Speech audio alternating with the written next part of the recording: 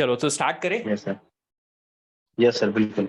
कुछ आपकी preparation journey के ही बारे में क्वेश्चन पूछेंगे, ज्यादा डिटेल्ड जो है प्रिपरेशन स्ट्रेटेजी नहीं डिस्कस करेंगे क्योंकि स्टूडेंट्स को वो बहुत यस जगह सर। मिल जाएगी। It's yes sir. Yes sir. Celebration for your success rather than okay. Just getting information about preparation from you. ठीक है, चलिए तो यस मैं सर। स्टार्ट करता हूँ, है ना। Yes sir. Okay, fine. Okay, hello everybody, good evening, good afternoon and good morning. My name is Vishwadeep और आज हमारे साथ हैं एक गेट के टॉपर्स। आप सब लोगों ने थंबनेल पे और टाइटल पे रैंक तो देख ही लिया है। तो आज बात करेंगे हम सत्यम शुक्ला से। Right, I am speaking your name correctly, Satyam Shukla, right? Yes sir. Yes. Yes, तो हमारे साथ में है सत्यम शुक्ला जी, जो गेट टॉपर रह चुके हैं। अभी अभी एकदम फ्रेश ताजा ताजा रैंक आई है और इनसे हम बात करेंगे एग्जैक्टली कि इनकी जर्नी कैसी रही यहाँ तक की, कैसी इनकी प्रिपरेशन रही यहाँ तक की, और साथ ही साथ ये जानने की कोशिश करेंगे कि इनकी जर्नी में ऐसे क्या चैलेंजेस थे जो इन्होंने फेस किए, उनसे हम क्या सीख सकते हैं और वो गलतियां हम ना करें जो शायद इन्होंने इग्नोर की हैं या इन्होंने की हैं, ताकि हमको उनसे सीख मिले, उनके एक्सपीरियंस से सीख मिले और डेफिनेटली उस पर्टिकुलर सीख को हम भी इसी टाइप की एक ऐसी रैंक में कन्वर्ट करा पाए। सत्यम, बहुत बहुत स्वागत है। सबसे पहले तो आपको बहुत बहुत बधाइयां इतनी अच्छी गेट रैंक लाने के लिए। Thank you sir. Thank you. तो सत्यम, पहले ये बताओ कि क्या एक्सपेक्टेड था कि इतनी अच्छी रैंक जो है आ सकती है एग्जाम लिखने के पहले? सर, एग्जाम लिखने से पहले तो यही सोचा था कि प्रिपरेशन की है, मेहनत किया है, तो टॉप 7 के जो कॉलेजेस हैं उनमें से कोई ना कोई कॉलेज हो जाए। बट मेरे मन में ये था कि एक बार के लिए प्रेशर अगर एग्जाम का हैंडल हो गया तो रैंक अच्छा हो सकता है। तो सर, एग्जाम मैंने जब दिया तो पेपर थोड़ा सा इजी था, तो उतना ज़्यादा प्रेशर बन ही नहीं पाया। शुरुआत से मैंने एग्जाम लिखना शुरू किया तो एंड तक पूरा एग्जाम लाइन से लिखता चला गया मैं, कोई प्रॉब्लम नहीं आई। तो फिर जब एग्जाम देके मैं निकला था तब फील हो रहा था कि हाँ, कुछ अच्छा होगा अभी, अच्छा गया एग्जाम, इसलिए। और एग्जाम यस। लिखने के बाद में ऐसा फील आया था कि इतनी अच्छी रैंक आ सकती है? सर, एक्सपेक्ट किया था कि अच्छा, मतलब पेपर तो अच्छा हुआ था सर, फिर भी बता नहीं सकते ना कि कैसा रिजल्ट आएगा, क्योंकि पता नहीं होता कि हमने सिली मिस्टेक कहाँ पे कर दी। सिली मिस्टेक सर उसी को कहते हैं कि सर पता भी नहीं लगा और कर भी दी एग्जाम में, है ना सर। एग्जैक्टली। बट वो हुआ क्या कि फिर मैंने जब चेक किया इधर उधर तो पता लगा कि मार्क्स इतने आ रहे हैं, तो मैंने कहा ओके फिर ठीक है। मैंने तो सर क्वेश्चन भी मैच नहीं किए थे इस डर की वजह से कि हो सकता है कि गलत हो गया तो डिमोटिवेशन होगा अंदर से और कुछ नहीं होगा, इसलिए। बट हाँ, फिर मैंने बाद में चेक किया, क्वेश्चन भी मैच किए थे, तो पता लगा कि हाँ, इतने मार्क्स आ रहे हैं। बट ओके एग्जाम चल। लिखने के बाद सर कॉन्फिडेंट फील हुआ था कि हाँ, ओके, मार्क्स अच्छे आ जाएंगे। ये चीज। That's great, really great. ये बात आपने जो है बहुत अच्छी की है कि सिली मिस्टेक्स होती ही वो है कि हमें पता भी ना चले कि मिस्टेक हो गई है और मिस्टेक हो हाँ, गई है। और चलिए, मिस्टेक हो आपके एक जाती छोटे से है। इंट्रोडक्शन से स्टार्ट करते हैं, थोड़ा और डिटेल में बात करना। आप अपने बारे में बताएं कि आप कब बीटेक किया आपने, कितना प्रिपरेशन किया आपने और किस तरीके की प्रिपरेशन आपकी रही। अच्छा, तो सर मेरा 2016 2020 ये मेरा बेस्ट था। ये मैंने बीटेक किया था, 2020 पास आउट हुआ था। उसके बाद फिर से 2020 में मैंने सेल्फ प्रिपरेशन किया था। मैंने किसी भी कोचिंग से प्रिपरेशन नहीं किया, और मैं कॉलेज के टाइम पे बिल्कुल पढ़ने वाला इंसान नहीं था। तो जस्ट लाइक कि मैं 2020 का एग्जाम लिखने के लिए गया था, तो पेपर दिया, मेरे मार्क्स बन गए 22-23। तो मेरे एक फ्रेंड ने सजेस्ट किया कि तुम बिना पढ़े तुम्हारे इतने नंबर आ रहे हैं, तो यू शुड ट्राई, एक बार गेट का एग्जाम लिख के देखो। तो फिर मैंने सोचा कि ठीक है, फिर मैंने सेल्फ प्रिपरेशन किया उस साल, और बिकॉज उस टाइम आई पे आपके वॉज। पास कोई जॉब नहीं थी? जॉब थी सर, जॉब का भी सर एक अलग किस्सा है कि जॉब थी, उन्होंने मेरे को बुलाया और उन्होंने सिर्फ इतना कहा कि इंटर्नशिप कराएंगे आपको, मतलब सैलरी नहीं देंगे अभी। वो मेरे ईगो पे लग गया कि यार, मतलब ऐसा कैसे, तुम सैलरी भी नहीं दोगे और काम भी कराओगे। तो सर मैंने जॉब वहां पे छोड़ दिया। उसके ओके। बाद फिर मैंने सोचा था कि प्रिपरेशन करता हूँ मैं। तो सेल्फ प्रिपरेशन किया था मैंने 1 साल। उसके बाद मैंने गेट को लिखा। उस साल मैंने बहुत ज्यादा सी मिस्टेक्स किए, और मेरे पास सर कोई सोर्स नहीं था पढ़ने का, और मैं सोच रहा था कि मैं ऑफलाइन बैच ज्वाइन करूं किसी कोचिंग में, क्योंकि ऑफलाइन का सर थोड़ा सा माहौल अच्छा रहता है पढ़ने को लेकर के। ऑनलाइन में सर थोड़ा सा डिस्ट्रक्शन रहता है, आप फोन चला लेते हैं कुछ इस वजह से। तो 1 साल प्रिपरेशन किया, उसका नेक्स्ट ईयर मैंने एक कोचिंग ज्वाइन की, ऑफलाइन वहां पे पढ़ा मैंने। लॉकडाउन वगैरह की वजह से वहां पे डिले हुआ कि क्लासेस नहीं स्टार्ट हुई ऑफलाइन, तो उस साल बैचेस बहुत जल्दी जल्दी खत्म किए गए, तो प्रिपरेशन उतना अच्छा नहीं हो पाया सर। फिर मेरी रैंक आई नेक्स्ट जब मैंने एग्जाम दिया 2022 का, तो सर उसमें रैंक थी मेरी 600। फिर वो रैंक के साथ मैंने एडमिशन लिया आईआईटी धनबाद में। एडमिशन लिया तो सर मैंने अनअकैडमी का सब्सक्रिप्शन भी लिया था उसी साल। ओके। सब्सक्रिप्शन लिया, यस सर।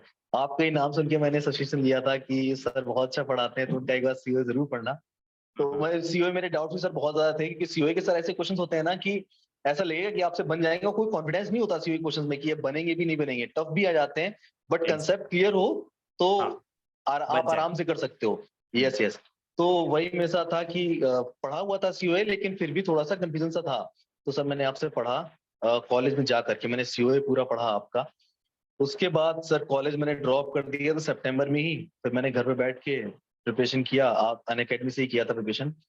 और टेस्ट, जो टेस्ट वगैरह होते थे अनअकैडमी के ऐप में, वो सब टेस्ट वगैरह दिए मैंने। और एआईएमटी होता था अनअकैडमी का वीकली वाइज, उसने भी हाँ। बहुत हेल्प किया सर कि अपना परफॉर्मेंस चेक करना कि बाकी के बच्चों में आप कहाँ स्टैंड करो। पर सर प्रिपरेशन तो कर लिया था, हाँ। बट हम स्टैंड कहाँ पे करें ये पता होना चाहिए। तो सर बिल्कुल। उसमें भी रहता था टॉप 10 टॉप 20 के करीब। तो ठीक था सर, यही प्रिपरेशन रहा है बस। अप्स चलिए, एंड डाउन आप भी थे, वो मैंने आप बताए नहीं इसमें। आपकी इस जर्नी से एक चीज जो स्टूडेंट्स को, लर्नर्स को सीखने को मिलेगी वो ये है कि अगर आपने सोचा है कि नहीं यार टॉप में ही आना है, तो आप इनफैक्ट 600 रैंक लेके आईआईटी धनबाद जाके भी ड्रॉप लेके और इतनी अच्छी रैंक निकाल सकते हैं। क्या रीजन था इस मोटिवेशन का कि क्यों आईआईटी धनबाद जो है उससे सेटिस्फेक्शन क्यों नहीं मिल पा रहा था? सर रीजन, पहली चीज तो मेरे दिल में ये था कि सर मैंने प्रिपरेशन किया था तो मुझे रैंक चाहिए था टॉप में, मुझे ना था आईटी बॉम्बे। तो जब मैं कॉलेज पहुंचा आईटी धनबाद, मुझे वहां का एनवायरनमेंट वैसा लगा नहीं कि मुझे फील हो कि यार यहाँ पे मतलब मुझे वो टक्कर मिलेगी लोगों से। मतलब एक सर एनवायरनमेंट होता है कि हम लोग उसमें पढ़ते हैं तो लगता है कि हाँ वी विल ग्रो, बट वहां पे ऐसा कुछ लगा नहीं मुझे, अब पर्सनली महसूस नहीं हुआ। और दूसरा ये भी अंदर से था कि लाइफ में सर एक ही लाइफ है सर, मलाल नहीं करना चाहिए कि काश प्रिपरेशन कर लिए होते तो काश नंबर आ गए होते। तो मेरे अंदर ये था कि मैं दोबारा से आईआईटी धनबाद चला जाऊंगा अगर बहुत से बहुत होता है तो, या फिर कोई भी एनआईटी ज्वाइन कर लूंगा मैं। लेकिन एक बार मैं अपने आप को चांस जरूर दूंगा कि मुझे प्रिपरेशन करनी है खुद से। तो सर मैंने ड्रॉप करके इसीलिए प्रिपरेशन किया कि एक बार खुद को चांस देना था कि ला सकता हूँ, तो क्यों नहीं सर मुझे फिर से ट्राई करना चाहिए। इसलिए सर एक बार फिर से मैंने ट्राई किया। मुझे एक एक बुक का एक बहुत अच्छा सा वाकया याद आ गया इस बात को लेके।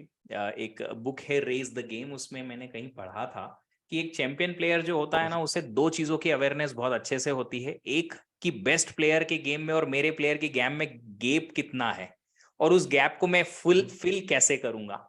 ये शायद आपने यस प्रूव सर। करके बताया कि आईआईटी धनबाद जाने के बाद भी आपको पता था कि हाँ वो चैंपियन प्लेयर या बेस्ट प्लेयर और मेरे गेम के बीच में गैप है क्या है, और उस गैप को आपने यस फिल सर। करने की कोशिश की, and then definitely you have achieve that level जो आप रियली अचीव करना चाहते थे, क्योंकि आप डिजर्व करते यस थे। Sir. Satyam, really yes. I am really really glad to have a student like you कि जो ये प्रूव कर सकते हैं कि रिग्रेट अगर आप रखना नहीं चाहते हैं जिंदगी में, तो आप डेफिनेटली यस उसके सर। लिए यस सर। मेहनत करते हैं। और जो आपने कहा कि यस सर। मलाल नहीं करना है, ये सारे हमारे जितने भी स्टूडेंट हैं, जितने भी लर्नर्स हैं इस वीडियो को सुन रहे होंगे, वो यही सोचेंगे कि यार यस, ये रिग्रेट नहीं रखना है कि काश हम कर सकते थे और हमने किया नहीं। डेफिनेटने वो लोग यस बहुत सर। मोटिवेट होंगे इस बात को लेके। तो सत्यम, ये बताइए कि जो आपकी कोर्सेज की जर्नी थी, वो तो हमने देखी कि आपने प्रिपरेशन की, देन 600 रैंक्स लाई, एटसेट्रा एटसेट्रा, ये सब कुछ हुआ। बट ये प्रिपरेशन जी। करते वक्त जो जो डिस्ट्रैक्शंस होते हैं या जो नेगेटिविटी आती है ना, कि हम पिछली बार के फेलियर को दिमाग में लेके और सिर पे रख के और चलते हैं, क्योंकि ऐसा होता भी है, मेरे साथ भी बहुत बार ऐसा होता है कि अगर पहले कभी ट्राई यस किया नहीं हुआ, तो वो बैक ऑफ द माइंड चलता रहता है कि इस बार भी होगा नहीं होगा पता नहीं है। तो उससे कैसे डील किया जाए कि अगर प्रीवियस फेलियर हैं या प्रीवियस हमारे कुछ अच्छे अटेम्प्ट्स नहीं रहे हैं, तो क्या उसे हम इग्नोर कर सकते हैं या उस नेगेटिविटी को किसी तरीके से हम साइडलाइन कर सकते हैं? Yes sir. सर एक्चुअली हर इंसान के अंदर बेस्ट होता है। अगर कोई भी इंसान ये सोचे ना कि मुझे प्रिपरेशन करनी है और मुझे रैंक लाना है, हर इंसान के अंदर कैपेबिलिटी है सर, हर इंसान ला सकता है सर रैंक 1। और मेरे ख्याल से ये टॉप 100 टॉप 200 सबका सर सेम कैलिबर होता है। और बस लक का थोड़ा सा रहता है कि किसका चला किसका नहीं चला। बट जो लास्ट ईयर में फेलियर हुआ होता है, जिस इंसान का भी हुआ हो, उसको अच्छे से पता होता है कि मैंने गलतियां क्या की। उसको पता रहेगा कि मैंने यहाँ पे टाइम वेस्ट किया था, मैंने यहाँ पे रिवीजन नहीं किया था, मैंने इस समय टेस्ट सीरीज ज्वाइन नहीं की थी, मैंने इस समय टेस्ट नहीं लिखे थे और मेरी इतनी प्रैक्टिस नहीं थी। तो सर जो भी कमियां रहती है ना उस दौरान, वो नेक्स्ट टाइम पे नहीं करनी है। अगली बार जब आप दें तो उसको बिल्कुल कोशिश करें कि अवॉइड करें। और सर डिस्ट्रैक्शन होता है सर, इनफैक्ट मैंने सारे सोशल मीडिया अपने डिलीट कर दिए, इसीलिए ना फेसबुक ना इंस्टाग्राम में कुछ भी यूज नहीं करता। इनफैक्ट यूट्यूब भी मैंने डिसेबल कर दिया था थोड़े दिनों के लिए, कि वो भी सर डिस्ट्रैक्शन बन रहा था कहीं ना कहीं। तो सर अपने आप को पता होता है कि मेरे को क्या चीज डिस्ट्रैक्ट करे। किसी किसी को घर पे डिस्ट्रैक्शन होता है सर, मम्मी पापा हैं, कुछ उन्होंने बोल दिया, वो सर अपना खुद इंसान को देखना चाहिए कि मुझे क्या चीज डिस्ट्रैक्ट कर रही है, मैं उसको खत्म कर दूं। और अगर डिस्ट्रैक्शन रहेगा तो आप डिस्ट्रैक्ट होगे तो आप कंसंट्रेट नहीं कर सकते उतना ज्यादा। आपको पढ़ाई को देना पड़ेगा टाइम, आपको प्रैक्टिस भी करनी पड़ेगी, रिवीजन भी करना पड़ेगा और टेस्ट सीरीज भी लगानी पड़ेगी in order to be perfect. और एक बार जब आपकी प्रैक्टिस हो गई अच्छे से, तो एग्जाम फिर सर स्मूथ जाता है। फिर वहां पे आपको सोचने की जरूरत नहीं है, आपको इतना ज्यादा टेंशन लेने की जरूरत नहीं कि ये क्वेश्चन कैसे होगा। आप जब उस क्वेश्चन को देखोगे अपने आप, फिर उसका आंसर आपके सामने आएगा, अगर आपने प्रैक्टिस अच्छे से की है तो। मेरा यही मानना है कि अगर कोई फेलियर रहा है लाइफ में, आपने, मैंने भी सर एग्जाम लिखा था, मेरी भी रैंक 600 थी, ऐसा नहीं सर मैंने बहुत अच्छी तैयारी की थी परफेक्शन के साथ, और मैं दोबारा चला गया। सर हुआ यही था कि मुझे पता था कि मैंने कुछ गलतियां की हैं और मैं बस उन गलतियों को सुधार लूं, इस बार मेरा रिजल्ट बहुत अच्छा होगा। तो सर मेरी ये थी कि मेरी कंसिस्टेंसी ब्रेक हो गई थी थोड़ी सी, लास्ट के टाइम पे मेरी तबीयत खराब थी। तो मैंने ये सोचा कि, और उसी की वजह से मेरी सर लास्ट में टेस्ट सीरीज मैंने नहीं दे पाया था मॉक टेस्ट अच्छे से। तो इसी वजह से मैंने फिर इस साल उन गलतियों को सुधारा, अपना रिवीजन वगैरह सब कुछ बहुत अच्छे से किया टाइम से, और लास्ट में आके टेस्ट सीरीज मैंने टाइम से दिया। और जो भी मेरी गलतियां थी उनको मैंने बार बार रेक्टिफाई किया, कुछ भी नहीं छोड़ा मैंने, कि कोशिश करता। सर छूटा तो सब कुछ है, ये तो बोलने वाली बात है कि कुछ भी नहीं छोड़ा। तो सर कोशिश मैंने ये की कि कुछ भी ना छूटे, और अंत में जाके सर वही एग्जाम लिखा तो ठीक था, विदाउट प्रेशर गया सर। मेरे साथ प्रॉब्लम ये थी लास्ट ईयर जब मैंने एग्जाम दिया था सर, 2022 का एग्जाम भी थोड़ा टफ था। तो जी उस वजह से क्या हुआ था सर, प्रेशर, यस सर। तो शुरुआत में मैं जब एग्जाम किया, मेरा एप्टीट्यूड ले गया हाफ एन आवर। उसके बाद सर मैं जब पहला क्वेश्चन अटेम्प्ट किया मेरा नहीं हुआ, दूसरा क्वेश्चन अटेम्प्ट किया मेरे नहीं हुआ, और मैं इस माइंडसेट के साथ गया था कि मुझे इस साल टॉप करना है। इस बार मैं नहीं गया था सर सोच के ये चीज, बट लास्ट ईयर में चीज सोच के गया था कि मुझे टॉप करना है। तो उस वजह से क्या हुआ सर, मेरे दिमाग में प्रेशर बन गया बहुत ज्यादा कि मुझे तो टॉप करना है, मेरे तो दो क्वेश्चन छूट गए। और मैंने कैलकुलेशन पे दिमाग में कर लिया, ये दो क्वेश्चन गए, तीन चार क्वेश्चन आगे जाएंगे, फालतू की कैलकुलेशन सर। उससे मेरे प्रिपरेशन, मेरे ऊपर प्रेशर इतना बढ़ गया कि मेरे कुछ क्वेश्चन लास्ट में छूट भी गए। पेपर कठिन था, मैंने इस चीज को रियलाइज नहीं किया कि पेपर कभी कभी कठिन भी आता है। तो सबके लिए कठिन होगा, तुम्हारे लिए कठिन नहीं है सिर्फ, तो just go with the flow. But मैंने वहां पे एक गलती की, मैंने प्रेशर ले लिया, और वो प्रेशर मेरे लिए बहुत गलत साबित हुआ बाद में। वो अगर मैं वहां पे प्रेशर नहीं लेता सर, तो मेरे 10 to 15 मार्क्स लास्ट ईयर ही बढ़ जाते। उस वजह से मेरी बहुत सारी सी मिस्टेक्स हुई, और मैं जल्दी जल्दी जल्दी जल्दी के चक्कर में पेपर खराब हो गया मेरा। इस साल मैं सिर्फ दो चीजें लेके गया था। एक चीज तो मैंने सोचा था कि मुझे प्रैक्टिस करके इतना जाना कि वहां पे प्रेशर ना लगे, और जब मैं एग्जाम में गया तो मेन ये चीज थी, जितना मुझे आता था उतना मुझे करना था वहां पे, और उसके लिए प्रेशर नहीं लेना था। तो बस दो चीजों पे मैंने फोकस किया और एग्जाम लिखा, और एग्जाम सुपर गया उसके बाद। चलिए, काफी सारी लर्निंग्स जो हैं यहाँ से निकल के आ रही हैं सारे अपकमिंग एस्पिरेंट्स के लिए, कि एक तो ये कि जो प्रीवियस आपकी गलतियां हैं उन्हें आप मार्क डाउन करिए, आपको सबको पता है कि कहाँ गलतियां होती हैं। इनफैक्ट सत्यम, मैं एक बात कहूंगा कि जो स्टूडेंट करंटली पहली बार भी प्रिपरेशन करता है ना, तो उसको पता होता है कि मैं यहाँ गलती कर रहा हूँ यार, रोज 5 घंटे पढ़ सकता हूँ तो भी 3.5 आवर या 4 आवर ही पढ़ रहा हूँ, क्यों? Distraction exactly. हैं, बट वो उसे कर ही नहीं पाता है, दूर करना चाहता है बट बस वो करना ही चाहता है, कर नहीं पाता है, because of the same reason जो आपने कहा, सोशल मीडिया में भी, बिकॉज ऑफ फैमिली सिचुएशंस और multiple things were there. In fact मेरे साथ भी ऐसा था, मेरे टाइम पे नए नए टेक्स्ट मैसेज आया करते थे जब मैं अपनी प्रिपरेशन कर रहा था, तो टेक्स्ट मैसेज 300 पर मंथ हमें मिला करते थे, वो भी रात में सब लोग फॉरवर्ड यस सर। मैसेजेस किया करते थे। तो I used to switch off my phone, जब मैं प्रिपरेशन करता था मैं अपना फोन स्विच ऑफ करता था और इतनी दूर रखता यस था कि मेरी नजरों से इतना दूर चले जाए कि वो दिखे ना, ताकि यस बिल्कुल सर। डिस्ट्रैक्शन यस ना सर। हो। And that was one of the yes way sir. मैं अपने आप को थोड़ा yes sir. Yes sir. Preparation में इन्वॉल्व कर पाता था। एंड डेफिनेटली हर किसी को यही करना होगा। और जो आपने एक बात कही यूट्यूब डिसेबल करने की, ये एक्चुअली भी मैं काफी सारे स्टूडेंट्स को भी ये बोलता हूँ कि आप लोग यूट्यूब से पढ़ते हो, काफी सारे बच्चे यूट्यूब से पढ़ते हैं, ठीक ठाक रैंक भी लेके आ जाते हैं, बट उन लोगों को प्रॉब्लम यही आती है कि जब यूट्यूब पे आप सर्च करने जाते हो ना, एक ही चीज के 25 यस सर। वीडियो आते हैं, सब देखना है, सबको सब देखना है, जहां जो यस सर। वीडियो चल रहा है सब देखना है, सारी चीजें पढ़नी है। उस चक्कर में जो फोकस स्टडी है वो डिस्ट्रैक्ट हो जाती है, आपका दूर चली जाती है, एंड कहीं ना कहीं आप फिर अपनी जो टारगेटेड स्टडी से अगर दूर जाते हैं तो रैंक थोड़ी कॉम्प्रोमाइज हो ही जाती है। सत्यम, एक और थोड़ा सा टेढ़ा सवाल है। सवाल ये है कि जो यस सर। पेरेंट्स हैं आपके, उनको उम्मीद थी कि ऐसी रैंक आएगी, कभी बोला था उन्होंने कि ऐसी रैंक आ ही जाएगी, या आपने कभी उन्हें बोला कि मैं ऐसी सर रैंक लाके बताऊंगा? Yes sir. हाँ, ये सबसे ज्यादा इम्पोर्टेंट है सर। मेरे पेरेंट्स बहुत ज्यादा सपोर्टिव हैं। इनफैक्ट जब मैं बैठा था तो उनको बिलीव नहीं था, मतलब जब मैंने प्रिपरेशन शुरू की थी गेट की तो उनको बिलीव बिल्कुल भी नहीं था कि ये इंसान गेट का एग्जाम निकालेगा। But then when I started studying, तो उनको बिलीव होना शुरू हुआ कि तुम कर सकते हो, कि मैंने इतना सर कंसिस्टेंसी दिखाया पढ़ने में। फिर जब मैंने 2020 के बाद 2021 में एग्जाम दिया था, तो मेरे पेरेंट्स को बिलीव हो गया था कि तुम इतनी मेहनत कर सकते हो तो तुम एग्जाम भी निकाल सकते हो। तो उसके बाद से फिर सर उन्होंने मुझे बहुत ज्यादा सपोर्ट किया सर। किसी के भी पेरेंट्स आईआईटी से तो ड्रॉप आउट नहीं करने देते हैं सर। आप डेफिनेटली। मेरे पेरेंट्स ने सर वो कर दिया अलाउ कि कोई बात नहीं, घर पे आ जाओ, तुमको प्रिपरेशन करनी है, तुम करो प्रिपरेशन, हम तुम्हारे साथ में है, तुमको मन है ना और तुम निकाल लोगे। उनका बिलीव सर मेरे साथ था, मम्मी का भी बिलीव था, भाई का भी बिलीव था, मेरे फ्रेंड्स हैं उनका भी बिलीव था कि तुम निकाल लोगे। तो सर फिर इसी वजह से निकाल लिया।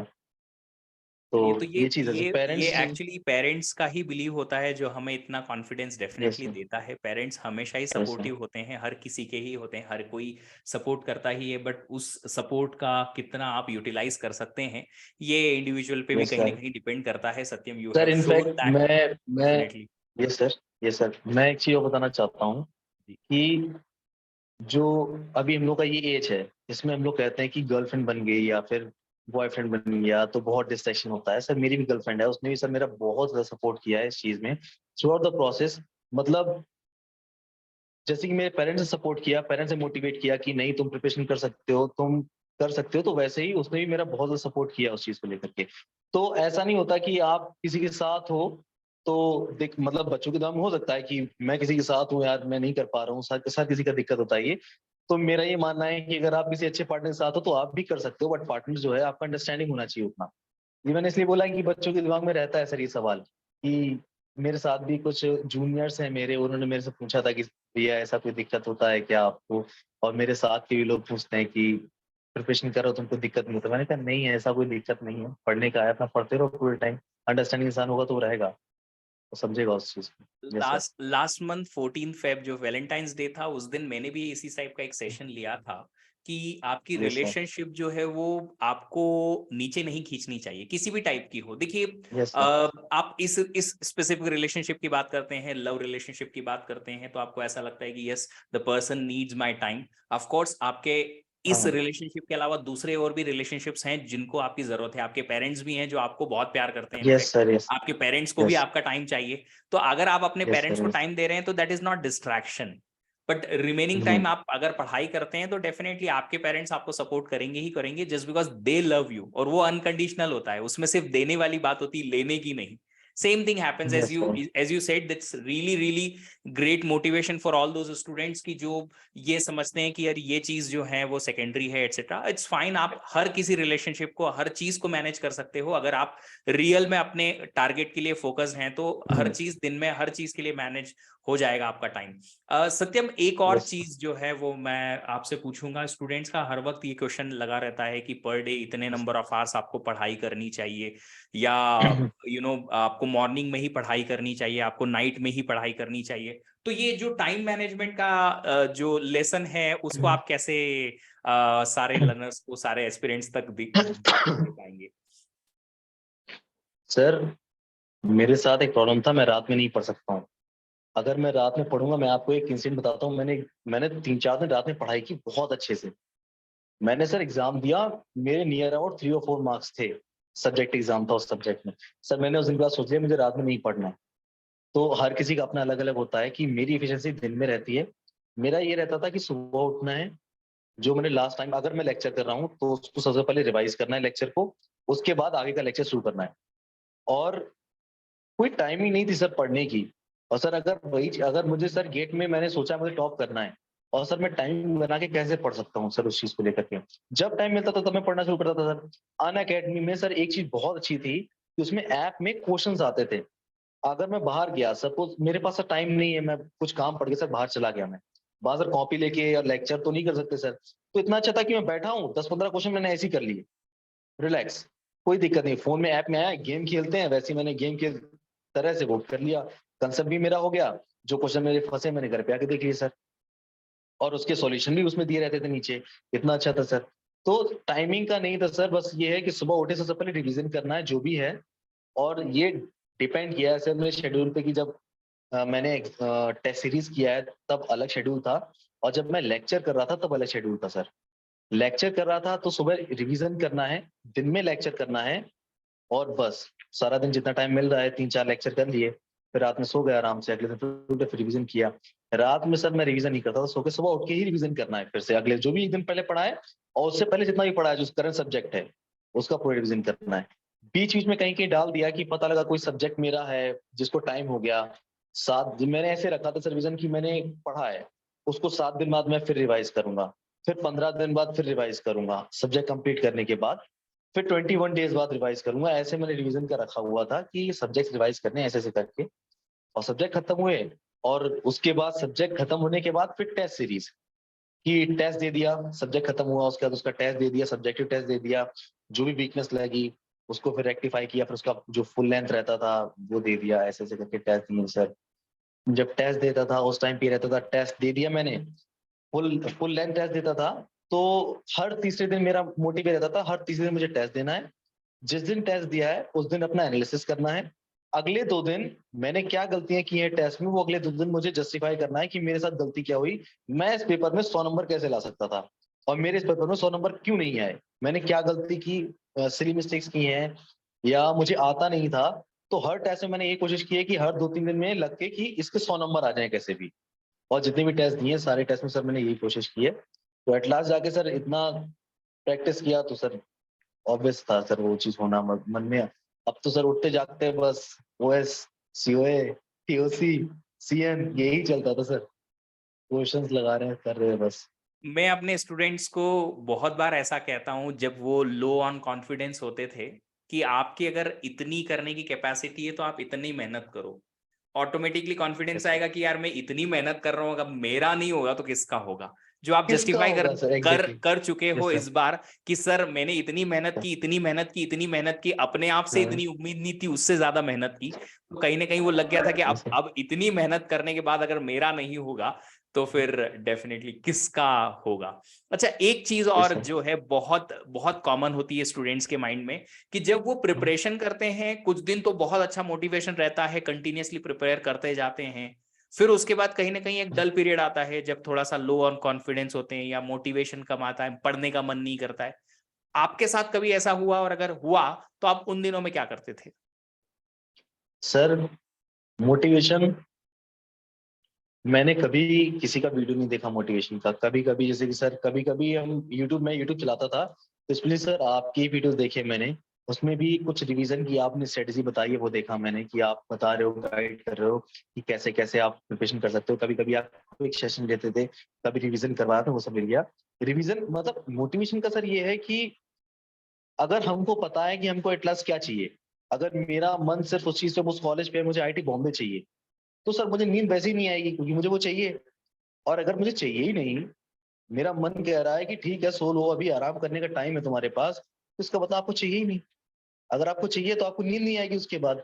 रियल मोटिवेशन तो सर वो है ना कि मेरी अब अभी रैंक, इतना रैंक आ रहा है सर, मैं आपके साथ बैठ के बात कर रहा हूँ, ये भी किसी बच्चे के लिए मोटिवेशन हो सकता है कि मेरा सर से बात करने का मुझे मौका मिलेगा लाइव। सर मैं भी बहुत खुश था सर, मेरी आपसे बात होने वाली है कि सर आपसे सीखा है मैंने बहुत कुछ, तो आपसे कम्युनिकेशन हो रहा है सर, मुझे बहुत अच्छा लग रहा है। तो मोटिवेशन सर किसी भी तरीके का होता है, आप रिकॉग्नाइज किए जाओगे, आपका रिजल्ट आएगा, उसके बाद आपको अच्छा कॉलेज मिलेगा, आपका लाइफ बहुत अच्छा हो जाएगा। सर आज का तो देख लिया, आराम कर लिया, अब 1 साल बाद जब रिजल्ट आएगा, रिजल्ट के अगले दिन अफसोस करना बहुत बेकार है सर। मेरी लाइफ में लेके कुछ चीजों में सोचता हूँ मुझे अफसोस नहीं करना अपनी लाइफ में, बिल्कुल नहीं करना है। अफसोस करना बहुत गलत चीज है, अब अगले दिन अफसोस करना है बैठ के, यार काश उस दिन मैंने ये नहीं किया होता तो मैं ये कर लिया होता, ये नहीं किया होता तो ये कर लिया होता। तो वो धीमे धीमे धीमे धीमे करके वो सब चीजें कट करनी है, और काश ना रह जाए दिमाग में कि काश मैंने ये कर लिया होता तो ये हो गया होता। जितना मन में आ रहा है, जितना लग रहा है मोटिवेशन कैसे नहीं आएगा अगर आपने अपने सामने आईआईटी बॉम्बे का फोटो लगा रखा है तो, या आईएससी का जो आपका जाने का मन था वहां पे, कैसे नहीं आएगा सर? उसको आप देखोगे, आपको मोटिवेशन अपने आप आएगा अंदर से कि मुझे तो करना ही है, कैसे भी हो। सर नींद नहीं आती है जब मन में सपने होते हैं तब, सच बता एग्जैक्टली रहा हूँ। एग्जैक्टली। तो ये कहीं ना कहीं एक बहुत ही अच्छी स्टोरी की तरफ लीड कर रहा है हमें कि अगर आपको आपकी सक्सेस जो है इतनी ज्यादा प्यारी है कि आप उसकी नीड रखें, रिक्वायरमेंट नहीं नीड रखें। बहुत बहुत डिफरेंस है दोनों में। जिस तरीके की आप सांस लेते हैं ना कि बिना सांस के आप जी नहीं सकते, उतनी यस अगर सर। आपकी नीड बन जाए आपकी सक्सेस, तो वो सक्सेस मिलके रहेगी। चाहे आप फिर किसी भी सिचुएशन में रहें, किसी भी हालात में रहें, वहां से भी आप पढ़ सकते हैं और वहां से भी सक्सेस पा सकते हैं। सत्यम, बहुत अच्छा लग रहा है आपसे बात करके। और there will be a lot of such kind of interviews you will be giving everywhere definitely with this rank. आपके यस जो भी थॉट प्रोसेस है, आपकी प्रिपरेशन प्रोसेस है, इसको और बहुत सारे लोगों तक और अच्छे से हम लेके जाएंगे। फिलहाल के लिए एक आखिरी क्वेश्चन कि अगर कोई गेट प्रिपरेशन कर रहा है अगले साल के लिए, तो उसके लिए सर। आप क्या एडवाइस देना पसंद करेंगे? सर ये बहुत अच्छा क्वेश्चन है। अगर कोई इंसान इस सेल्फ प्रिपरेशन कर रहा है तो अभी से अपने जो अभी सर होता क्या है कि अभी जो अभी सब्जेक्ट्स पढ़ेंगे, अभी अप्रैल में मई में सब्जेक्ट पढ़ेंगे हम लोग, उनका रिवीजन प्रैक्टिस बहुत जरूरी है क्योंकि एंड तक वो सब्जेक्ट दिमाग से उड़ जाते हैं। सपोज करिए हमने डिस्क्रीट सबसे पहले पढ़ लिया, डिस्क्रीट मैथ्स, अब वो इतना बड़ा सब्जेक्ट है सर, या सीओए पढ़ लिया, बड़ा सब्जेक्ट है, उसका रिवीजन कंटिन्यूस लेके लास्ट तक जाना है। मोटिवेट रहना है कि जो मुझे चाहिए सर, रैंक किस कोई भी बच्चा अगर ये अंदर सोच लेना कि मेरी रैंक आनी है तो उसकी आएगी, 100% आएगी, वो आईटी ज्वाइन करेगा वो। तो बस लास्ट तक ये सोचना है कि जहां पर मुझे जाना है वही वही देखना है सिर्फ एक साल तक, वो मुझे चाहिए, कैसे भी चाहिए। रात में सो तो उस बारे में सोचो, और सुबह उठ रहे हो तो उस पर काम करो। एक सर वो नहीं कहते हैं कि कर्म करो फल की इच्छा मत करो, बट उसके लिए कर्म भी करो। जब कर्म नहीं करोगे तो फल कैसे मिलेगा? तो जो कर्म कर रहे हो आपको, अभी सब्जेक्ट जो आपने पढ़े हैं उनको आप रिवीजन लेते लेते जाओ साथ में, तो लास्ट तक वो सब्जेक्ट इजी हो जाएंगे, एकदम इजी हो जाएंगे। जब आप बार बार रिवीजन कर लोगे, 5 to 6 रिवीजन अगर हो गए किसी सब्जेक्ट के, तो वो ये सब्जेक्ट एकदम हाथ पे आता है सर उसके बाद तो हर बच्चे को अभी जब कोई सब्जेक्ट पढ़ा उसका रिवीजन किया, रिवीजन करने के बाद उसके टेस्ट देना, टेस्ट सीरीज आपको जिसकी भी अच्छी लगे, बहुत सारे लोग हैं उसके लिए अल्टीमेटली, तो बिल्कुल। टेस्ट देना सब्जेक्ट को लेकर के। और बस ये टेस्ट तो रिवीजन करो, जो गलतियां हो रही हैं उनको एनालाइज करो, फिर से टेस्ट दे दो, लास्ट में जाके दिसंबर में मॉक टेस्ट शुरू कर दो। जैसे मैंने किया था वैसे भी कर सकते हो, हर तीसरे दिन टेस्ट देना है और बीच में 2 दिन अपना एनालिसिस करना है कि क्या गलती रही है, फिर से टेस्ट दे दो, फिर पता लग जाएगा कि मेरी क्या गलतियां थी। कोशिश करो कि 100 नंबर आए, कोशिश। और मोस्ट इंपॉर्टेंट थिंग तो मैंने बोली नहीं sir, previous year is most important. Previous year तो पूरी लगानी है, हर सब्जेक्ट की लगानी प्रीवियस ईयर, सारे पुराने सवाल नहीं लगाने, फिर भी लास्ट 10 ईयर्स का तो क्वेश्चंस करना ही करना है, लास्ट 10-15 ईयर्स के क्वेश्चंस तो 100% करने हैं प्रीवियस ईयर में, सारे सब्जेक्ट के। उससे पता लगता है कि गेट हमसे क्वेश्चंस कैसे पूछते हैं, कैसे वो क्वेश्चन आस्क करेंगे, तो हमें कैसे तैयार होना है उन क्वेश्चंस के लिए। तो ये सब कुछ चीजें हैं, अगर आप प्रैक्टिस बहुत अच्छी करते हैं, रिवीजन बहुत अच्छा करते हैं, तो डेफिनेटली रैंक भी बहुत अच्छा आएगा उसके बाद। इतना अच्छा आएगा कि आपको आईआईटी में तो एडमिशन 100% मिलेगा उसका, पीएचडी भी मिल सकता है, जैसा आप चाहें उसके बाद। जी। चलिए सत्यम, थैंक यू सो मच। ये सारे जितने भी यस। आपने मोटिवेशनल वाली या फिर स्ट्रेटेजी की या फिर मैनेजमेंट की, टाइम मैनेजमेंट या फिर रिलेशनशिप मैनेजमेंट हुआ, कुछ भी जो भी बातें की है, बहुत मोटिवेटिंग था सारे लर्नर्स के लिए, हमारे लिए। I am glad, I am happy कि आपके साथ कॉन्वर्सेशन करने का मौका मिला। Of I am course. Also glad sir. तो यस मैं सही से। Want to just congratulate once again, आपको वापस से कॉन्ग्रेचुलेशन देना चाहता हूं, आपको और आपकी फैमिली को स्पेशली, जिन्होंने इतना सपोर्ट किया, इतना भरोसा किया एक ऐसे बच्चे पे जो शायद उसके यस। पहले उतना कुछ बड़ा जिसने किया नहीं। बट यस, पहली बार भरोसा करने पे अगर कोई रिजल्ट अच्छा ला सकता है तो डेफिनेटली उस पर भरोसा करने लायक तो डेफिनेटली वो होता ही है। आपने वो प्रूव कर दिया यहाँ पे। Thank you so much for joining, और आपको बहुत बहुत बधाइयाँ, और इसके साथ ही साथ बहुत सारी थैंक यू विशेष सर। आपके आगे आने वाले फ्यूचर के सारे कामों के लिए। आप अपने मास्टर्स में, अपने फ्यूचर में जहां भी जाएं, बहुत अच्छा इसी तरीके के कमाल का परफॉर्मेंस करें और अपने करियर को और नई ऊंचाइयों तक लेके जाएं, खूब सारा सीखें। Thank you sir. और एक चीज जो मैं पर्सनली आपसे चाहता हूं वो यही है कि हमारे लर्नर्स को भी मोटिवेट करते रहें किसी न किसी तरीके से, ताकि वो लोग भी कहीं ना कहीं जब आपके जूनियर बन के उसी कॉलेज में आए, आईआईटी बॉम्बे जो आप जाना चाहते हैं इस साल, अगर वहां आए तो उन्हें आपका गाइडेंस वहां भी मिल पाए, ताकि ये कि जो कम्युनिटी यस सर, हमने डेफिनेटली। बनाई है अच्छे लर्नर्स की, उस कम्युनिटी को और थोड़ा स्प्रेड करें, और कंट्री में अच्छे इंजीनियर्स को और स्किलफुल इंजीनियर्स को और थोड़ा थोड़ा ग्रूम करने में हम सब मिलके मदद करें। Thank you so much once again, congratulations once again, thank you. Thank you. Thank you sir.